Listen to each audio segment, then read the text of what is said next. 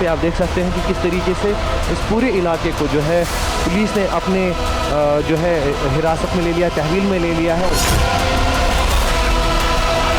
11 बज के रात को 22 मिनट के हमने एक बड़ा धमाका सुना। धमाका इतना बड़ा था कि हम लोग जज ही नहीं कर पाए ये है क्या।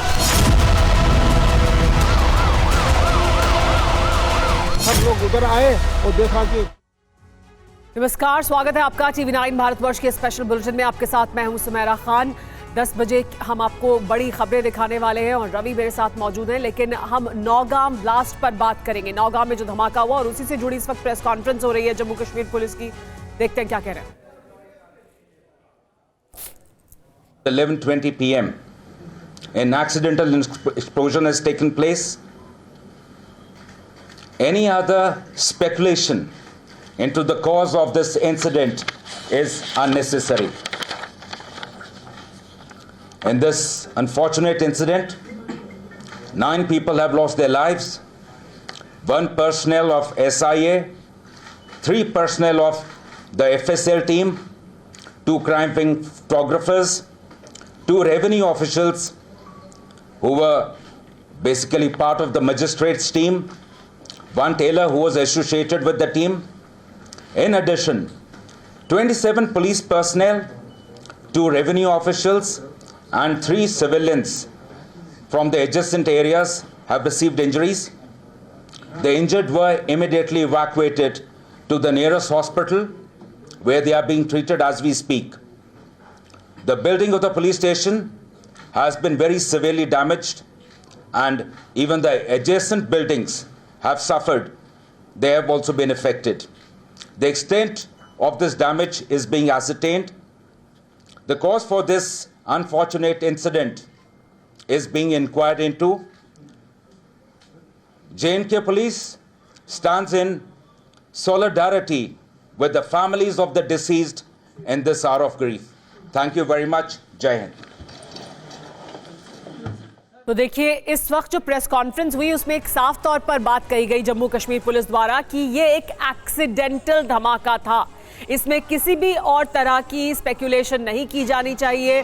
सैंपल लेने के दौरान धमाका हुआ और उन्होंने कितना नुकसान हुआ इसकी जानकारी दी। रवि बिल्कुल, और देखिए सबसे बड़ी बात यह है जो जानकारी अभी प्रेस कॉन्फ्रेंस में दी गई है, उस जो 9 लोगों ने जान गंवाई है उसमें अलग अलग टीमों के लोग मौजूद थे।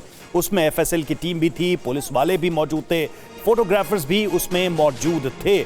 9 लोगों की मौत हुई है जो जानकारी पुलिस की तरफ से दी गई है। प्रेस कॉन्फ्रेंस में एक बार फिर से सुनते हैं DGP ने इस प्रेस कॉन्फ्रेंस में क्या जानकारी दी नौगाम धमाके को लेकर। This process was going on for the past 2 days, which means yesterday and day before, by the FSL team. Due to the unstable and sensitive nature of the recovery, the sampling process, the handling was being done with extreme caution, with utmost caution by the FSL team. However, unfortunately, during this course, last night around 11:20 p.m., an accidental explosion has taken place.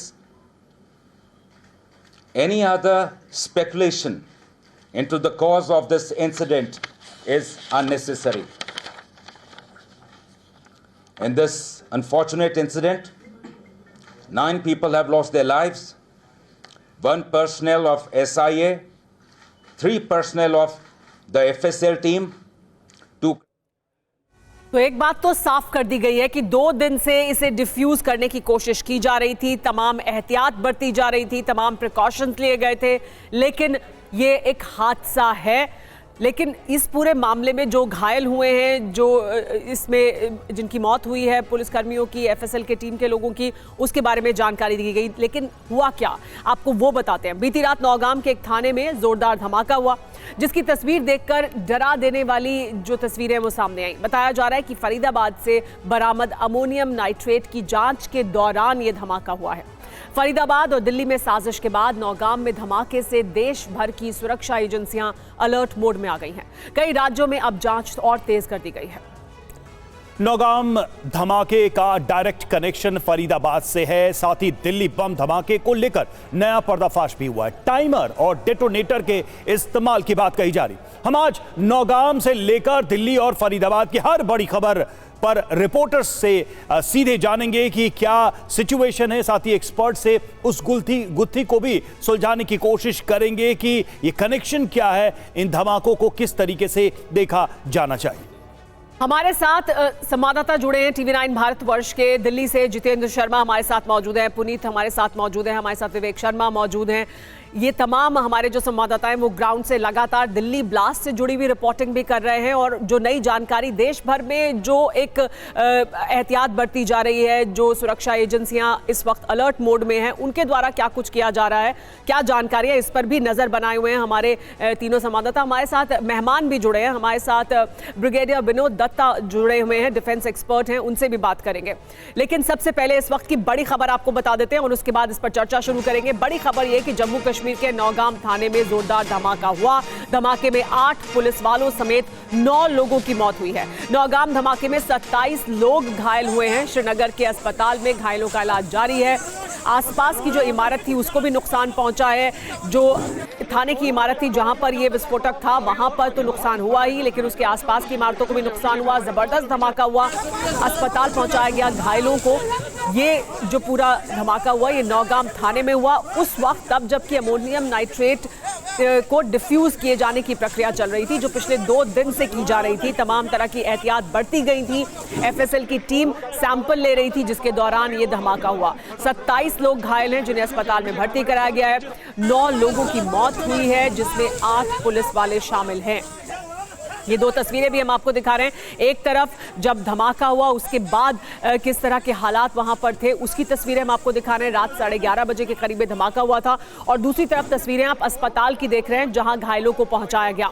आसपास के दूर दूर तक इलाके में इस धमाके की आवाज सुनी गई, लेकिन जम्मू कश्मीर पुलिस की तरफ से एक बार फिर प्रेस कॉन्फ्रेंस कर यह साफ किया गया है, जानकारी दी गई है इसकी वजह से नुकसान की जानकारी, लेकिन साथ ही यह भी साफ किया गया है कि यह सिर्फ एक हादसा था।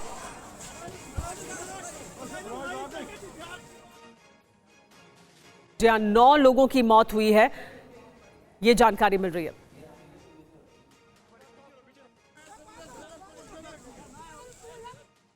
तो जो जानकारी सामने आ रही है कि इस धमाके में यानी नौगाम धमाके में 8 पुलिस वालों समेत 9 लोगों की मौत हो गई है। 27 लोग घायल हुए। ये जानकारी डीजीपी ने खुद भी दी है प्रेस कॉन्फ्रेंस के दौरान। और थाने के अंदर अमोनियम नाइट्रेट में धमाका हुआ, ये जानकारी सामने आ रही है।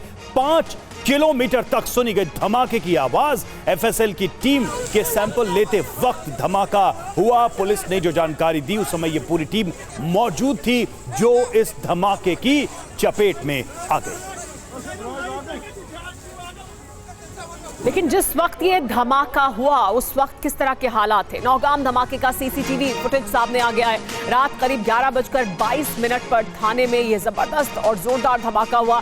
जांच के दौरान अमोनियम नाइट्रेट में धमाका हो गया। जांच की जा रही थी, सैंपल लिया जा रहा था। देखिए सीसीटीवी फुटेज जिसमें आप साफ तौर पर देख सकते हैं कि ये एकदम से एक जोरदार आपको रोशनी दिखाई देती है। जोरदार धमाका होता है और रोशनी चारों तरफ हो जाती है। ये जो धमाका था वो इतना जबरदस्त था कि थाने की जो इमारत है उसको तो नुकसान पहुंचा ही, वहां तो आग लगी, लेकिन आसपास की जो इमारतें हैं उनको भी नुकसान पहुंचा है। 5 किलोमीटर दूर तक लोगों को इस धमाके की आवाज सुनाई दी। रात 11:22 पर यह धमाका हुआ और वो तस्वीरें सीसीटीवी में कैद हो गई।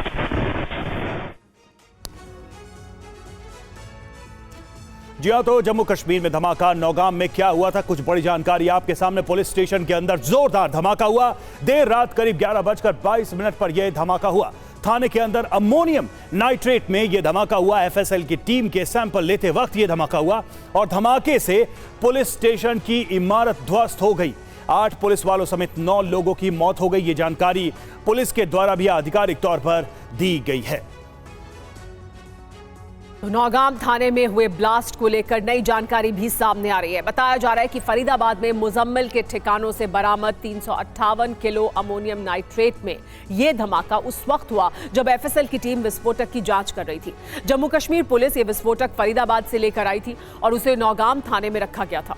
इस धमाके में 9 लोगों की मौत हो गई है। धमाका इतना ताकतवर था कि पूरे थाने के परखच्चे उड़ गए, कई गाड़ियां जलकर खाक हो गई, आसपास की इमारतों को भी इसकी वजह से नुकसान नुकसान पहुंचा। 5 किलोमीटर दूर तक लोगों को इस धमाके की आवाज सुनाई थी।